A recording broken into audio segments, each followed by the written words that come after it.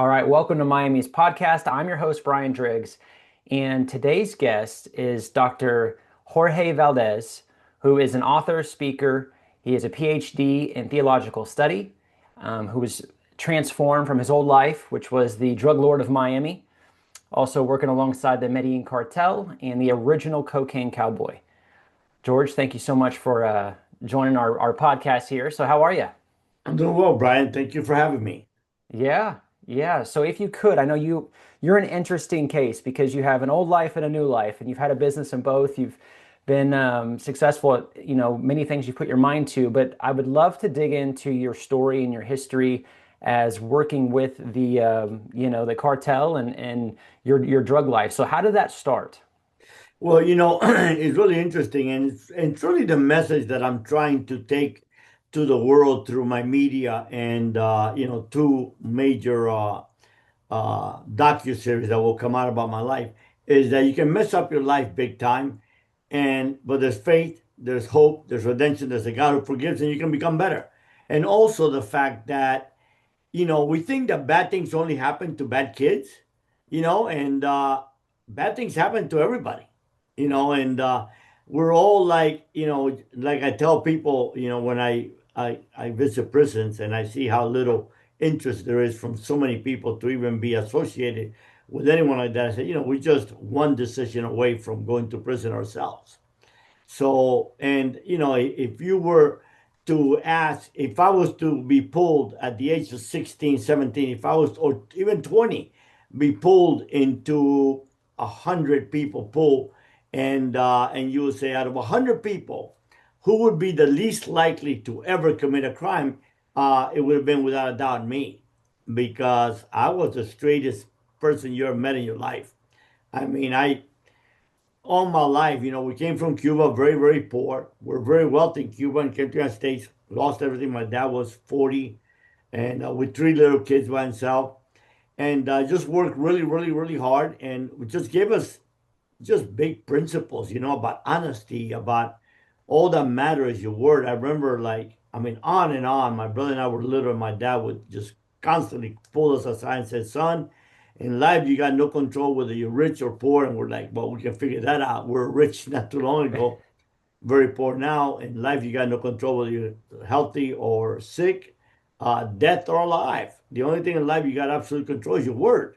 Yeah. And that became so impregnated in my mind that that's why at the age of 23, I suffered all those tortures under General Noriega in Panama.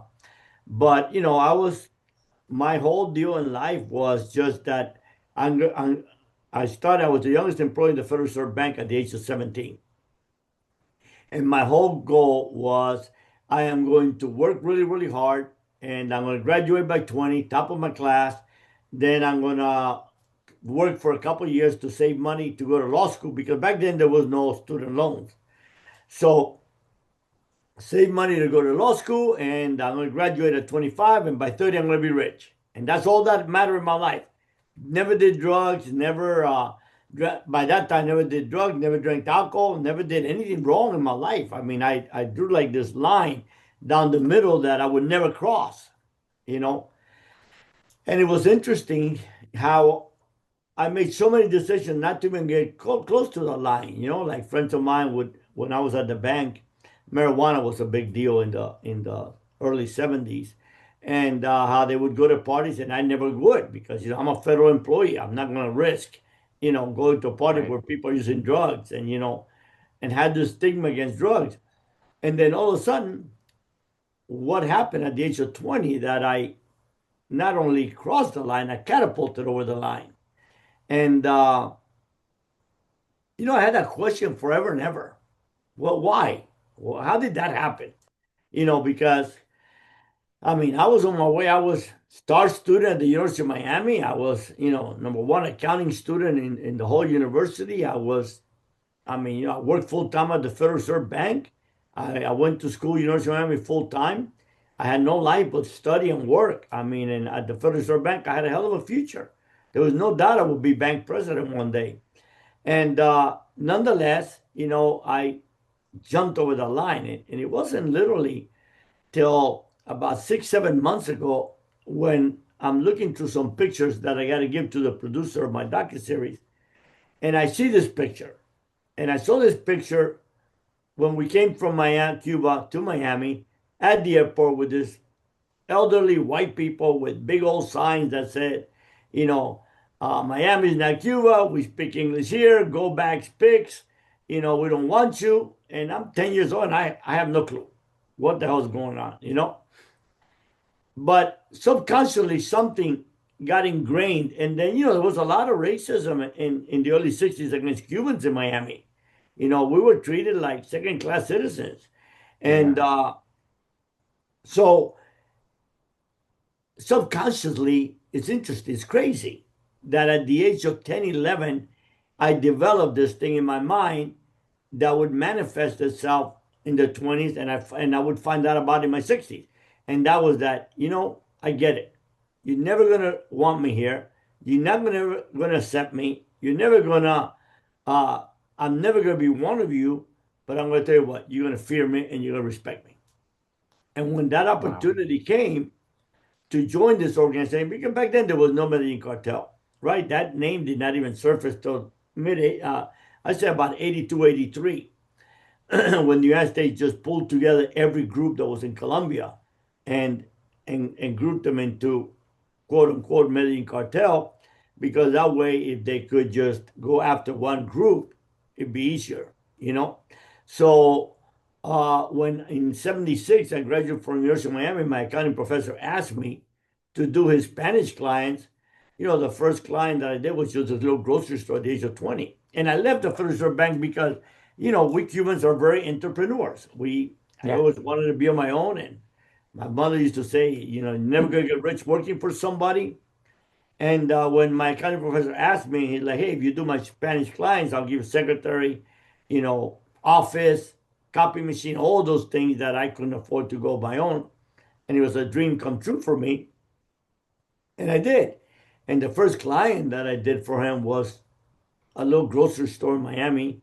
And I went there the first Monday, and there was like 175,000 in a bag. And this is 1976. So that's a lot of money in today's money today. So, I had no clue. Literally no suspicion of anything wrongdoing or nothing. I'm like, I have no idea. I've been working for the government, so I don't know how the private sector works. Maybe a grocery store makes that much. I have no clue. And I went to the bank and deposited it, just like if I was depositing a $20 check. And back then, nobody thought nothing about it. The following week, I see another 100 some odd thousand. Then finally, the third week, when all together I'm going to deposit 300, I called him in, the owner, and I said, look, let me give you a little accounting lesson. And I took a can of Campbell's soups. And I'm like, if you buy this soup for $1 and we sell it for $3, you made $2 profit. The problem is that we've deposited over $300,000 and you've only purchased a little bit over $2,000 this month. What? I don't understand. And again, literally no clue. And they're like, oh, we're just drug dealers. We just use this as a hangout. So imagine this kid that was a nerd, that was just so straightforward, all of a sudden finds himself working for people that are drug dealers. Is like, immediately, I'm like, okay, you're an accountant, you're counting money, you're counting the books. As long as you don't break the law, there was no money laundering law, you're okay. That's what you went to school for. And that's how we justify things in life, right? That's how we justify crossing the line. We don't just, and once we do, it's over with. Right.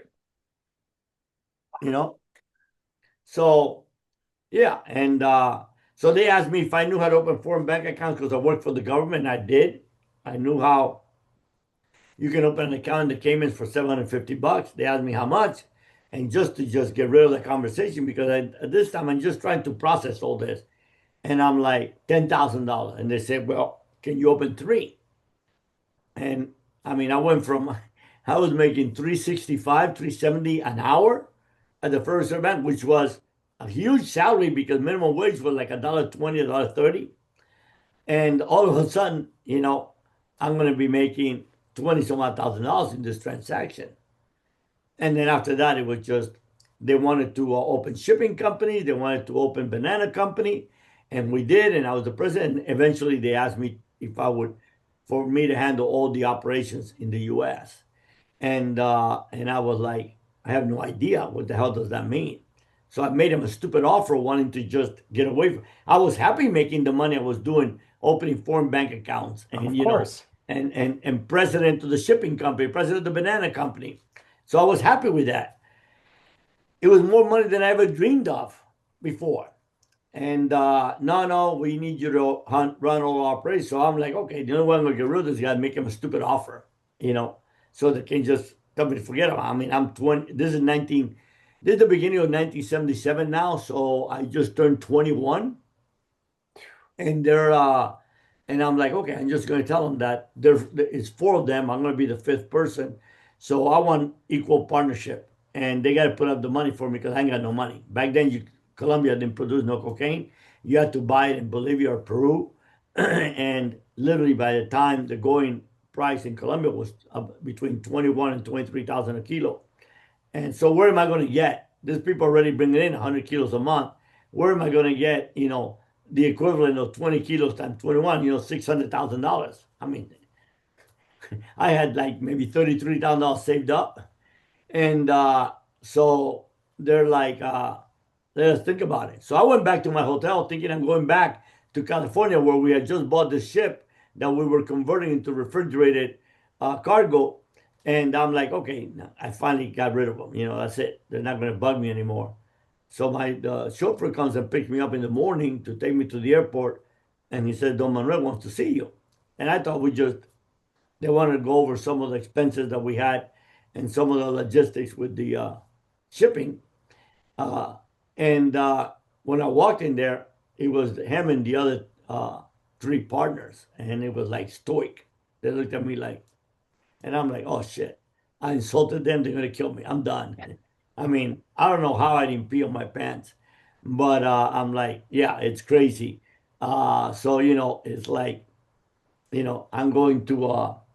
So they looked at me and they're like, we thought about it, and we accept. So we'll put up the first amount of money, and out of the first profit, we'll start paying back what you owe us. And I'm like, you don't want to do that. Number one, I don't know. I can't tell the difference between cocaine, sugar, cotton, baby milk. I mean, I can't tell that. I never seen it in my life. I said, who do I buy it from? Who do I sell it to? Well, what the hell do I do with the money? And they're like, we believe that you're really, really smart, so you'll figure all that out, and we'll help you along. And one thing led to the other. In 6 months, I was in charge of all operations, and within 7, 8 months, we were bringing in 600 kilos a month, and I was making $3 million a month at the age of 23.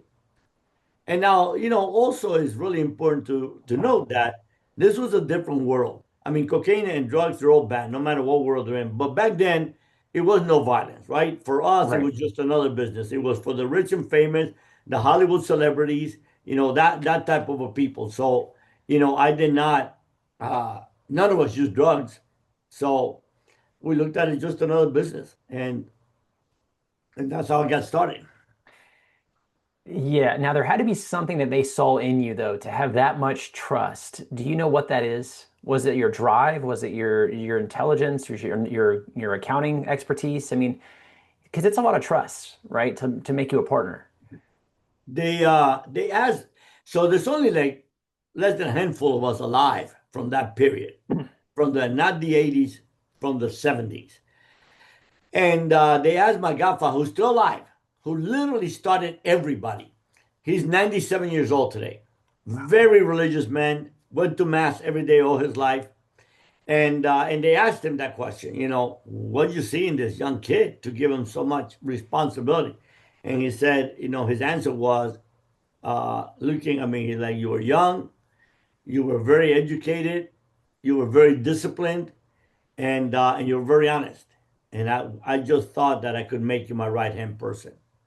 And that's what back then Colombians were not viewed as well in the US. It's like it wasn't like later on where there's so many of them came over, but we're talking about, the mid 70s.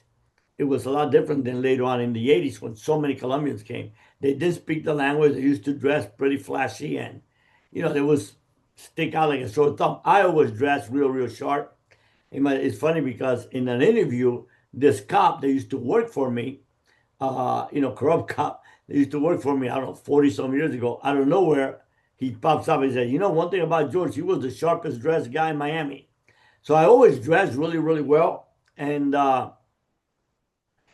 they just saw that. And unfortunately, because, it took my life in a horrific roller coaster. It created a lot of pain, especially for my family. I always believe that the person that suffers the least when you become a criminal is not the criminal themselves. It's everybody around them, right? Their family, their True. loved ones, their children, and there's just no money in the world. And at the end, I don't know anyone that walked away and is living the happy-go life, enjoying his millions. Right. Right. True story. I mean, that's remarkable. I would say, like, if you could paint a picture of what Miami was like in the late 70s, I mean, just to paint a picture for our listeners of what was it like? I mean, we see the shows, we see the movies, we've seen the documentaries, but like from your perspective, making that much money coming in, I mean, with cops on, payroll and, all that stuff, what was it like? So I heard a person one time said that the only time that Ronald Reagan, dripped down economics work was with George Valdez in the drug era. I mean, think about it, really, and honestly, what was Miami? Miami was nothing. What was Miami Beach? Miami Beach was just a place where a lot of Jewish people went to die, you know? And when we came from Miami, the thing with Cubans is that we were very, very close. And we shared the wealth amongst us, as opposed to a lot of people that just keep it among themselves. So what ended up happening is we made everybody rich. And again, going back to that era, it being associated with someone like me was like a big winning point. It was like something to brag about. So we ended up, we needed houses, we needed luxury, so we bought $1 million worth of cars, we built apartments, we built houses. We spread the money with all of the building inspectors, the bankers. We make the bankers rich because we would walk in there and give them, if they deposit $1 million, we'd give them 20,000. Now this banker might never see 20,000 in his entire salary. So we spread the wealth among everybody, and our employees, like the guys that work for me, this is people that were making $100 a week salary, and I'm paying them $5,000 a week. Lawyers, we made lawyers, needless to say. I think the biggest criminals are the Very true. attorneys, and we made them extremely wealthy. So, yeah, so we built Miami into what Miami became. A metro, I mean, a mega city. Nightclubs and the life is where later on in the '80s you saw all the movie stars and all the musicians just hang around Miami, and Miami became, you know, the hub of where everybody wanted to be seen. The Mutiny Hotel became Studio 54 of New York. So yeah, it changed drastically from when we came from Cuba. That was just a port. I mean, just a port town. That's remarkable. Now I know as you get into this, as you get to your peak, I mean, the very peak of your success in that business, how much were you guys doing every month? And then when did you get in trouble or get caught? So think about it in 19, let's say beginning of 78, and we're bringing in 600 kilos and we're selling them in California at $70,000 a kilo. Started with selling at 74, then lowered to 70 when we did value. You're talking about $42 million a month, maybe sometimes twice a month in 1978 money. Wow. What is it? I mean, they said that the Federal Reserve Bank in Miami had more cash than all Federal Reserve banks combined in the US. So yeah, we were making unbelievable amounts of money, and that's it's never enough, right? And so I just turned 70, and and you begin to analyze about a lot about your life, and so at 23, I'm making all this money with very little risk. I mean, our cocaine was coming straight through Miami International Airport, legit. I mean, uh, every month, every third Thursday of the month, I'd get a call, and there was 600 kilos. So no risk, no airplanes coming in, no, like later on, how I went through the Bahamas and boats and none of that crap. We were just put it on a cargo plane in Barranquilla on the third on the month. I'd get a call the following morning, Friday morning, about 5 o'clock, where to pick up this big U-Haul with this big. Because what we were doing is we're bringing this big. We're having all these engines, diesel engines, sent out to Colombia to be refurbished, and they were coming back, and the whole engine was hollowed inside. Each engine, you could put a 55-gallon drum that could hold up to 150 kilos in each drum. So I would get all those engines and then just do it. Literally, I'd get them from two custom agents. So and again, it wasn't that persecution or anything like that that later on became. So in '79, I get approached by the captain of the Bolivian Air Force, who was tied with Roberto Suarez. So if you saw Scarface, the guy that came to kill Tony Montana is supposed to be Roberto Suarez, right? Actually, he was probably the biggest cocaine dealer in the world. And he proposed that I go straight to Bolivia, sell it to me for 10,000 a kilo, and for every kilo that we buy, we get a one on credit. So we went and I took $1,300,000 in cash as a deposit for the first 130 kilos, and he's going to give me 130 kilos cash, and then we set up the airplane to go. And I'm in Colombia when showing the pilots where they're going to refuel in Colombia. And the guy that was handling everything for me in Bolivia, Sal from Cocaine Cowboy Kings of Miami, Sal Magluda, who was, like a brother to me, love him to death still today. He and I grew up together since we were little kids. Our parents were best friends. He's like, hey, they screwed us. I mean, the money you paid for is all they have. There's nothing on credit here. So I'm just a, I just turned 23. This is the beginning, April, at the beginning of 19th April, first days of April in '79. I just turned 23, February 29th. So I was 23 in a month. And I got on an airplane because I'm going to go straighten them out. I'm going to go straighten out this guy that's overthrown 5 governments, right? That's how you get. That's how crazy you become. That's how you think you become like God, right? And Hmm. it's the God complex that so many people suffer from, especially athletes, musicians, because it's Hmm. not that you tell yourself you're God, it's just that you're surrounded by people that are constantly telling you how great you are and how you're the greatest in the world. It's like the old saying, payroll people never tell the boss what's wrong, right? If you want to succeed in life, don't surround yourself with payroll people.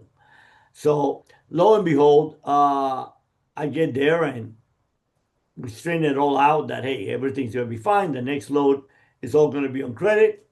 And the plane leaves. Now, I have a meeting in 2 days in Nicaragua with General Somoza, where we were going to be sending loads to Nicaragua, and he was going to send them to Miami in, refrigerated boats from a company that he had in Corn Island, a fishing company, a seafood company.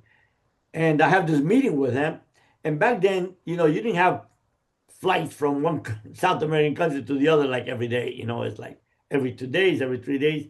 So I get on the airplane, which I had never gotten. I never gotten on an airplane or anything like that. And I landed in Colombia, and my godfather went nuts when he saw me in the airplane. But I'm like, hey, man, no, don't worry. Nothing's going to happen to me. I got to make this meeting. I'm going to go to Nicaragua, and I'll get off the plane in Nicaragua. And Somoza is going to send me to go pick up this girl that I was going to go to Europe with. And everything is fine. And so I get as we head over to Nicaragua, both engines went out and we couldn't get the fuel out of the bladders into the wing tanks, and we crashed over the jungles of Panama. So the Attorney General comes to see me, and I'm like, hey, don't waste my time. How much money to get out and how much money to buy the cocaine back? So he's like, well, Noriega already sold the coke, and 250,000, 100,000 for you, 50,000 for each of the two pilots and their boss. So I'm like, no problem. I give him a number. We had codes on how to, in case of a situation like this. And I said, look, in 2 days, you have your money. So exactly the money came in 2 days. He came to see me. He's like, hey, everything is fine. Uh, I signed the order. They're going to, the deportation order, they're going to send you to the city of Panama. They're probably going to rough you up a little bit in front of the DEA to make it look good. Stick to your story that you just thought that you were just taking arms for the Sandinistas and didn't know what was inside the airplane, and everything will be fine. And I made the mistake of telling the pilots that, hey, I just take it easy, man. There's two big old Georgia boys, 6'4", 6'5", and I'm like, hey, they were scared to death. Don't worry about it. I just paid the Attorney General. We'll be out of here in a couple of days. So they do take us to Panama City, and they put us in a conference room, I don't know, about 30 feet wide by maybe 12 feet wide, 30 feet long, 12 feet wide, and with just 4 chairs against the wall. Nothing else in that room. And they bring this kid handcuffed to his feet and his arms, naked, probably 100 pounds soaking wet.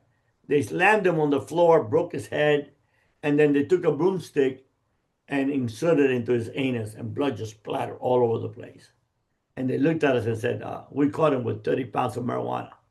And we had almost 200 kilos of cocaine inside the airplane. So the pilots just broke weak. And they're like, hey, not only we're not transporting him for the Sandinista, Jorge Valdes is the biggest drug dealer in America, and he just bribed the Attorney General. So the only guy that could help me is on the run. So they take him to the United States, and they take us in a dungeon, and they torture us for 20 some odd days, 2-3 times a day, no food. And the place looked like out of one of them ancient 1700s dungeons, called La Clase La Modelo. Yeah, until I ended up bribing Noriega to let us out. And he took us, put us at the airport, and Interpol came and caught us and threw me inside an airplane to Miami. We're going to go to Costa Rica. I just given the guy that was running for president $1 million. So we had all kinds of protection in Costa Rica, and they sent me to Miami, and I got charged with heading the largest drug conspiracy in the world. And they asked for a $7 million bond. Now imagine, $7 million in today's money is, I don't know, 30 million for a kid that didn't even have a traffic ticket. 23-year-old kid. That's crazy. College degree, worked for the government, had legitimate companies that paid legitimately for my lifestyle living. And they reduced it to 2 million with the condition, with the information told my attorney, if we post it, we're just going to take the 2 million and raise it again. So, went to trial, got convicted, given 15 years, which in 1979 was the highest sentence in the Bureau of Prison. And back then, anyone for drugs would get 2 years, 3 years max. And I served 5, which was the old law. You serve 130 if you don't have any criminal record. And went back. I got out, went back to the same thing. Then the world changed. Started making a lot of money again. Now I was working with Pablo and others. And then the world changed. I just saw that it wasn't the business that I thought I was involved. A business that didn't harm any children. Now it did. And after a year and a half, I just couldn't take it anymore, and I walked out. I went to live in my ranch and hired a guy to teach me karate for 3 years. He came over every day, and the first day he says to me, "I'm going to teach you about the sword," and I'm really, really excited. We're not going to talk about about throwing punches or kicks. I've done karate for a lot of years before. We're going to go straight into the weapons. And he pulls out a Bible. And I was a diehard atheist. He pulls out a Bible and he's like, and I just got angry and irate. I'm like, hey, I don't believe in that book. I'm paying you a lot of money to teach me karate. So tomorrow you leave that Bible, that sword home and bring the real sword. And he got up in my face, the first man that got in my face in years, and said, young man, what I got to give you, you got no money to pay. And I'm like, shit, this guy's a 7th-degree black belt. I don't have a gun. I don't have bodyguards. He's going to whoop Jesus into me and I'm going to pay for it. Don't waste your time, man. When after the 2 hours of karate, while the steamer room heats up, waste your time. Read whatever you want. People said to me, well, what did he say that changed your life? Really nothing that he showed, that he said because he never invited me to go to church or invited me to convert or accept Jesus or any of that. I did eventually, but it was all about what he did. He lived in a very little world. Just had a beat up car, lived in a small house. My main house was ten times as big. My guest house was five times. I lived in a 20 some odd $1 million ranch, and was married to a same woman for 25 years. She was in her 40s. And I'm like, there's no way in the world a man can love a 40-some-year-old woman. That's how corrupt your mind becomes, Yeah. even though today she's gorgeous and I love her. And, but back then I was surrounded by all the supermodels and I hated them all, you know. And Brian, at the end of the day, is something that important that I tell people, you know, if you want to sum it up, I don't believe there's like that people have a drug problem or an alcohol problem or a pornography problem. I just think that we all have this emptiness problem, and society is quick to tell you, "Hey, drink this and you'll be happy," and then we drink more and more, right? And we're not happy. Go out, get two, three women, and you'll be happy. And we have three, four women, and we're not happy, or cars, or mansions, or whatever. And for me, it was finding out one day that the only way that hole could be filled was when I allowed Christ to enter into my life and fill it Amen. at the lowest point of my life when I had lost everything. Because eventually I went back to jail 3 years after I had walked away. I was living a legitimate life, breeding horses, one of the biggest quarter horse breeders in the country. And they came and arrested me. And basically only because they wanted my money. So they're like, hey, little money, lots of time, lots of money, little time. And I'm like, do you know how much I have? And the prosecutor in Mobile, Alabama, never been there in my entire life. And he's like, oh, I don't, but I know who does. He went out, opens the door, and four federal agents came out: DA, IRS, FBI, and Customs. And it was a task force that had been following me for years. They knew how much toilet paper I consumed. And they're like, well, we do. 66 million, we want it all. And so eventually I gave it all to them. In exchange, my plea was in exchange that they would sentence me to a 10 year because they didn't catch me with anything. So I'm like, hey, I'm willing to confess that I smuggled drugs. So let me do the 10 years I owe you on parole, even though I already had done like four of those. So out of the 15 years, I did five. I already had done four in parole. So I was literally almost getting ready to get off parole. And they're like, ended up working it out. And that's what happened. So I ended up doing 10 years. Mhm. But you know, I remember going after signing everything over to the government and going into jail and hearing this guy said, Milky Way, Milky Way. And I'm like, man, what are you talking about? And he's like, man, you better buy them. They only sell them once every couple of months, and that's how we, uh, you know, uh, help fight the hunger from the crappy county jail food they're gonna give you. And I'm like, well, how much? He's like $1. And then he just hit me like a sledgehammer. Wow. An hour ago, I was worth 66 million. I had jets, helicopters, mansions, cars. I don't have $1 to buy a candy bar. And it's really Wow. when my life started to change. It's really when my life truly started to change, when I started to find meaning in my life. And and that was when I took the focus off of me and put the focus on others, and how I could impact others' lives. And I always say when I do a big speaking event, I always finish by saying, when the pages of history are written, will history ever remember your name? I say because history doesn't remember us for all the buildings and all the massive amounts of money we made and all this stuff that we've done. I said, if you ask my kids today, who are the Mellons, the Vanderbilts, all of them, they have no clue. But yet, if you ask him, who is Mother Teresa, everybody knows. So history only remembers those who have impacted the lives of others. Very And, true. uh, and that's what I've dedicated my life to now, I making love a that. difference in others' lives. I love that. I love that. Now, Jorge, what you said you walked away. I mean, to walk away from a lifestyle like that, I know you made enough money. I know you've gone through that, but that still takes a level of courage, I think, to do that. What was it inside of you that gave you that to say, no, I'm done. It's not for me. Well, two things. Number one, my mother when I first got arrested, my parents didn't know anything.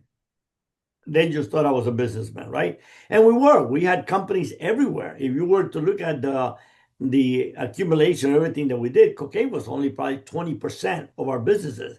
We had airlines, construction company, coal mines, emerald mines. So we had a lot of different things going on. But then the second time I get arrested, then she knew. And my mother was a very, very devout Catholic. And she was constantly like, son, what you're doing doesn't please God. Son, what you're doing doesn't please God. Well, to me, it's like, what are you talking about, Mom? Where's God? We came to the United States to be with God. At the age of 10, we were going hungry. Where was God? And then, of course, the things that we all used to justify the non existence of God. Why does bad things happen to good people? Why does little kids get killed? And, all those horrible horrors that happen. And so that was lurking in the back of my head. The world changed, right? Now it was violent. Now it wasn't me walking around without needing to have a gun. Now I had to have a gun and I'm on the pro. Now I needed bodyguards. Now Pablo was killing everybody that walked and talked. And, Pablo didn't come on the picture till like 6 years after we started. And then, and then one incident that was actually the tipping point. So it was always in the back of my mind, you know, I got to change my life. But there was this one incident, and it was a Saturday night. And whenever I had a daughter that was my life, you know, and whenever I had her over, I never had any women around. But this Saturday, I had already given her to her mom earlier than that. And in the middle of the night, her mom just dropped her over and gave it to one of my security guards. And I was shocked. And because I was partying with some Hollywood celebrities, women movie stars.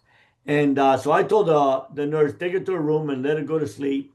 And in the morning, I'll have breakfast with her.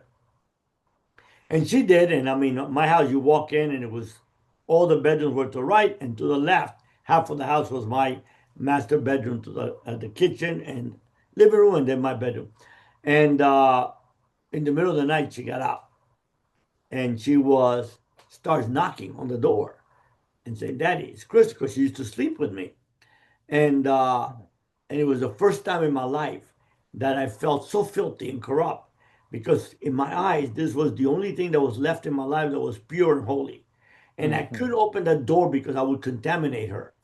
So I went in I chased the woman out the window and I went into the shower and I was like trying to scrub the filth off of me. I mean, it's like I transformed. I didn't know what was happening in my life. And then whenever I went underneath my sheets and I was shivering, and when I thought that she had gone to bed because she stopped crying, I went and opened the door and she was on the floor. I went to open the door to get water and she was on the floor crying. And I'm like, my life would change today. And I didn't know. The only thing that I knew in the back of my head is that when I make that call that I'm out, I probably got 2, 3 months to live. We didn't Right. have a very good retirement program. And because the thing with the cartel was if they cannot answer the why, then you got to eliminate that out of the equation, right? And the why was why would George walk away? Now, at this time, he's making $1 million for just saying send the plane, don't send the plane. He's not doing anything. He's nowhere near the drugs. There's no indictments. There's no investigation going on. And and that's why I moved to my ranch. But to me, it's like we like change. How do you change in life? Well, for me, it was like, well, if I'm going north, I'm going to go south, and if I'm going east, I'm going to go west. But if I'm going to save my daughter and my son, who at that time was 7 years old, and my family, I just got to leave this world. I just can't leave this life. And I moved from Miami and then go back to Miami, where I thought that the sun would rise and shine. It was the love of my life, Miami. I know city was greater than this, especially at this time when I had all this power, all this influence, and I could buy in anybody and do anything I wanted, live in beautiful mansions and drive Rolls Royces and whatever I wanted. And I didn't go back for 3 years, 3.5 years. and uh, and by God's grace, I didn't. I did not get killed in those 2.5 months.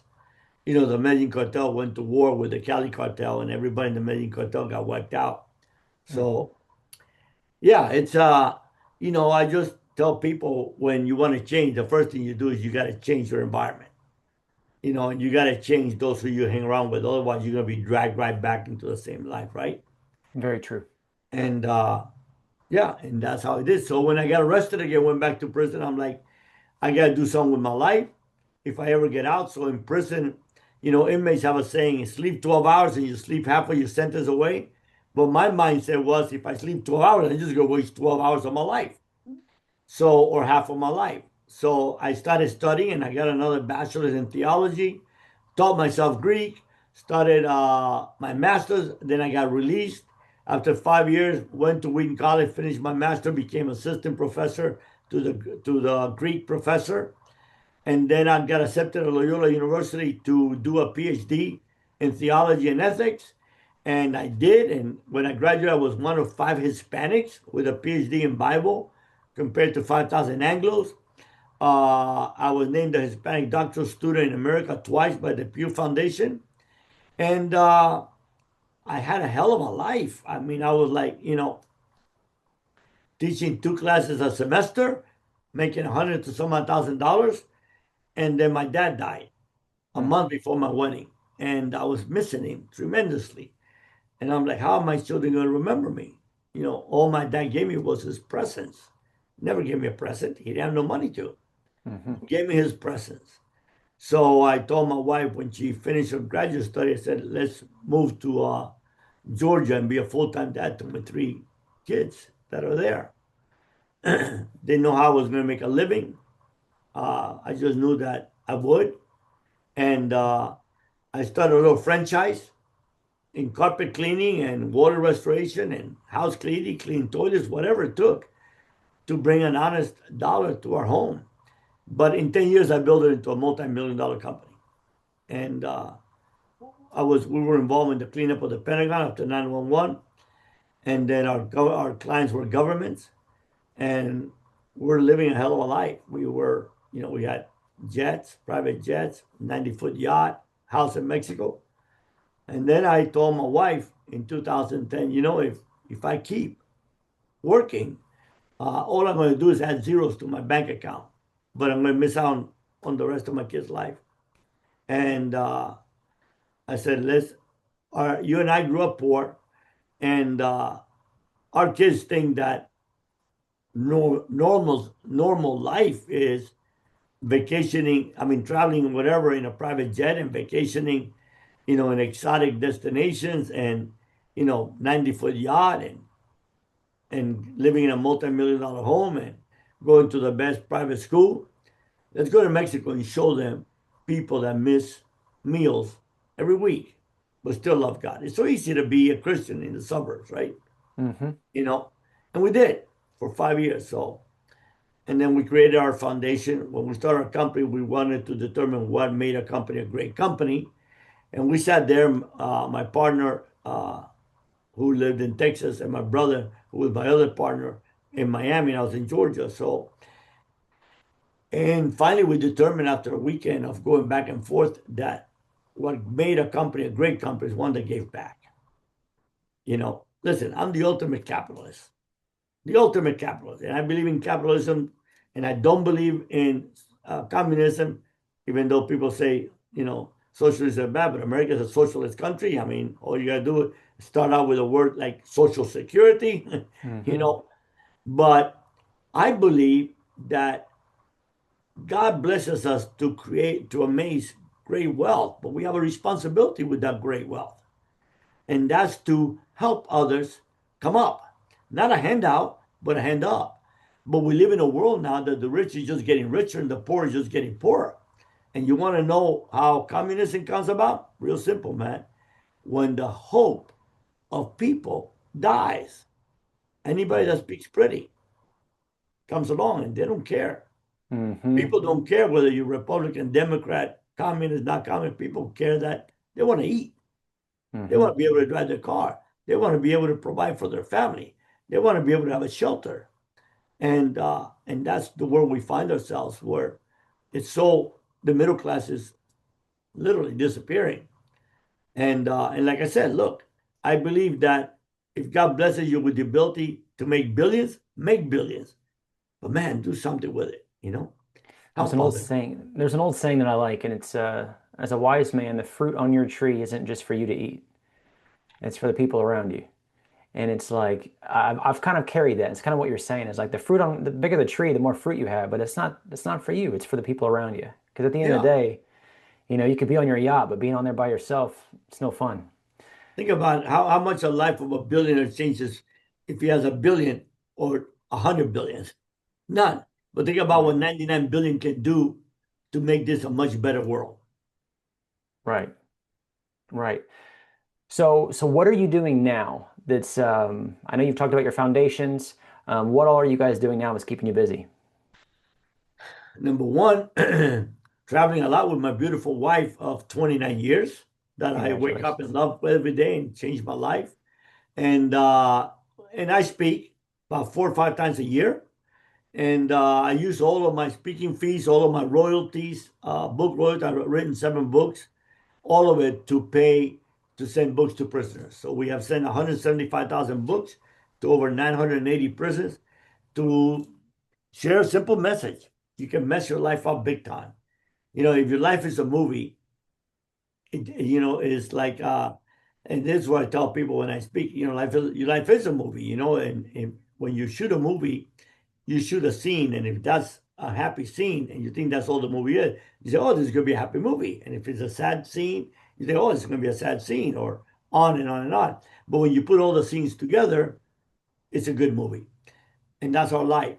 Like our beginning of our movie might have been horrible. We might have made bad decisions that landed us in prison or hurt people or, just devastated our family, our children, and our parents. But we can fix it. We can fix it, man, because there is a God who forgives. There is faith. There is hope. There is redemption. Listen, and if George Valdez could change, any human being can change. You just got to want it. And it's not easy. Listen, conversions are not easy. I Mm-mm. equate them to remodeling a house. I don't know if you ever remodeled a house, but Mm-hmm. anybody remodel a house will tell you, number one, it costs a lot more than you ever thought it was going to cost. Number two, it's a hell of a lot more painful than you ever thought it was going to be. Number three, it's going to take a lot longer than you ever thought it was going to be. But at the end product is beautiful, right? But you go through Amen. all those stages, more costly, more painful, longer. The question is, we live in a world of instant gratification, right? We Amen. want Very true. change, and we want the world to change around us, man. When I changed, the world went from bad to worse. My life went really bad. And it took a lot of years, a lot of years for God to restore me and to help me become the person I am today. Amen. Just from the outside looking in, just hearing your story, I just, it's inspirational to say the least. And there's an infinite amount of stuff that I'm sure that I could learn from you, that others could learn from you, especially those that are, in business and in life. Because not only did you gain success working with the cartel, but even when you rebuilt everything and started a business, you gained success again. And so it tells us that business success, there's something within you that you have that most people don't. And if you had to give one piece of advice to our listeners today in their business, what would that be? Number one is mindset. Our mind, our mind directs everything. I tell my kids, do what others won't, and you'll get to do what others can't, right? And number two, in my eyes, I never knew was that phrase, I can't. For me, instead of I can was always how can I? You know, I never looked at failure as failure. I looked at it as a learning experience. If I lose $1 million in a venture, I looked at it as $1 million college education. Now, if I do it again, it ain't an education, it's just stupidity. It's just like you flunk and you got to go through it again. So, yeah, it doesn't matter how old you are, you can make it. I mean, look, I never invented cocaine. I never saw, and yet I created, an empire. I never invented water restoration, carpet cleaning like that, and yet I took and I created a multi-million-dollar company. We did millions of dollars. And basically, when it boils down to it, I just used the same principles in both of them. I was proactive. I always created a win-win situation. Like even with Pablo was turning a lot of the loads that the government was catching during Pablo's era was Pablo turning people that were not competitive because they didn't have competitive, but others that were doing the same as him and not allowing him to participate, and he was just turning them over to the government. He was snitching on to the DEA. I mean, he turned in hundreds of loads. So when he was on the picture, and it's just a simple example, and I was bringing again 600 kilos, so I went to my godfather and I said, look, let's bring in out of the 600 kilos, let's allow Pablo to bring 200, and let's allow Gacha, the Mexican, to bring another 200, and then we bring 200. And I'm like, we can still make a lot of money in 200, and we can make a little money on their 200s each. But what will happen is, instead of us being greedy and making it all the money and having enemies and looking behind our back, we had cheerleaders. So I turned enemies into cheerleaders. It's like when they asked Gandhi, is how were you able to overthrow all your enemies? He's like, you know, I loved them to the point that they never saw me as an enemy. And that's life. If you create a win-win, the sad part is that we live in a world of greed and we want it all, right?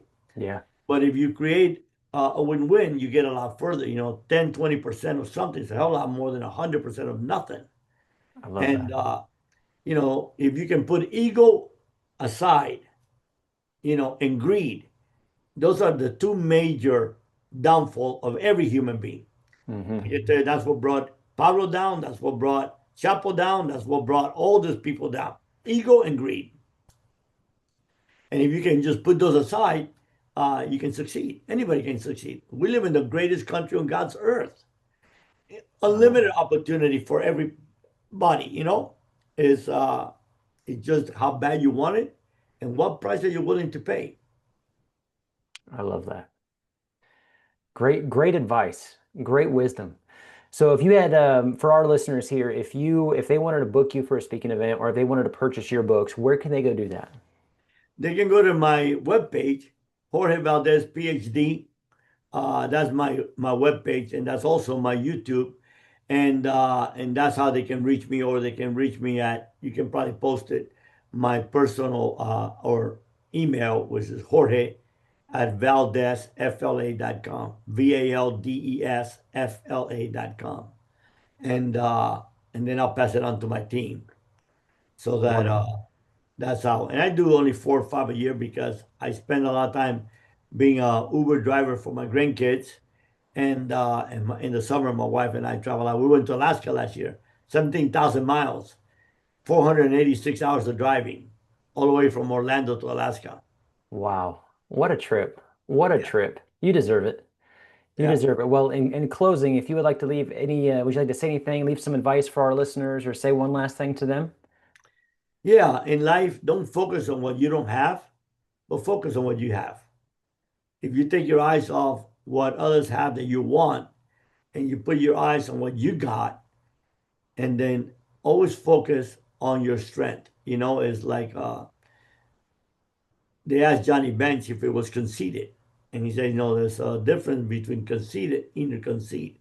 He said, conceited is he who brags about what he doesn't have. Inner conceit is he who recognizes his strength. And that's the thing. Don't focus on what you don't have. Focus on what you got. And we all have. I mean, we're an amazing creation created by an amazing creator, given unbelievable abilities to achieve unbelievable greatness. It's just a matter of whether we really believe it or not. And if you believe it, you can if you can manifest it, you can make it happen. The problem is that most of us just get defeated before we even start. You know, hey, listen, I was coming out of prison at the age of 40, and my counselor said, "Why you want to leave prison? Who's going to hire you? Who's going to hire a convicted accountant? You're a legend here. Everybody loves you. You got food, housing, clothing." And I'm like, the Bible said that God's going to grant me favor before kings. Actually, I was being sarcastic, right? Because I thought it's like, Yeah. who's stupid enough to ask an inmate why he wants to go home, right? And he's like, well, there's no more kings. And I said, yeah, there is. The president of the United States is a king. He said, oh, it'd be a cold day in hell before you're ever allowed in the White House. Well, 3 years later, I have White House clearance. So you can do anything. That's awesome. That's awesome. George, thank you so much for your time today. I appreciate it. Brian, my pleasure. Thank you so much for your venture. And I just hope that it helps a lot of people to go forward and achieve all that God created them to be.